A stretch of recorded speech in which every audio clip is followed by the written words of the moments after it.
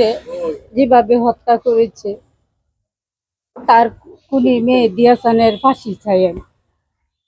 দীর্ঘদিন ধরে সে আমার মেয়েরও অত্যাচার করেছে, কিন্তু আমরা তো প্রথম কি করব, আমার মেয়ে বিবাহিত ছিল।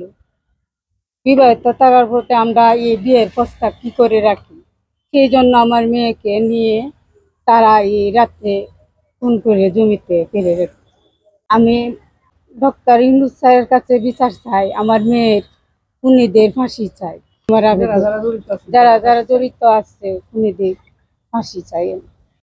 আমরা বিচার চাই, আমার বোনের হত্যাকাণ্ডের ফাঁসি চাই খুনিদের। আমার বোনকে বিয়ের প্রস্তাব দিয়েছিল, কিন্তু আমরা মানতে পারি নাই, নৃশংসভাবে হত্যা করছি।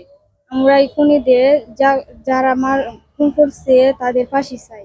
আমার মেয়ের মুস্তাকিল আল মেহেদী আর আমার মেয়েকে নিয়ে নৃশংসভাবে হত্যা করেছে। আরো এর সাথে আরো জড়িত আছে, এরার ফাঁসি চাই।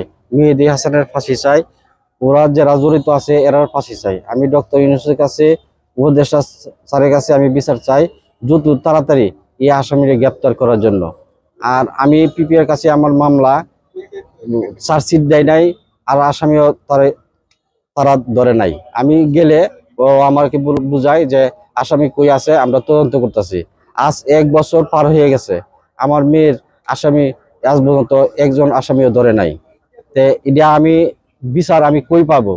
আমি নিরহ মানুষ। এরা আমার যে কোনো ভাবে আমার হত্যা করতে পারে। আমার মেয়ের এরা মারিয়াচ্ছে, তে আমার মারার কোনো ব্যাপার না, ঠিক আছে। আমি এই বিচার চাই দ্রুত তাড়াতাড়ি এই আসামিকে গ্রেপ্তার করার জন্য। বিচার চাই, ফাঁসি চাই, ফাঁসি চাই। বিচার চাই,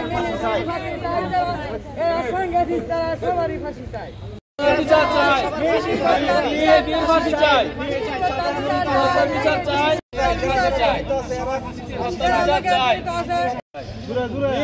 ফাঁসি চাই, ফাঁসি চাই।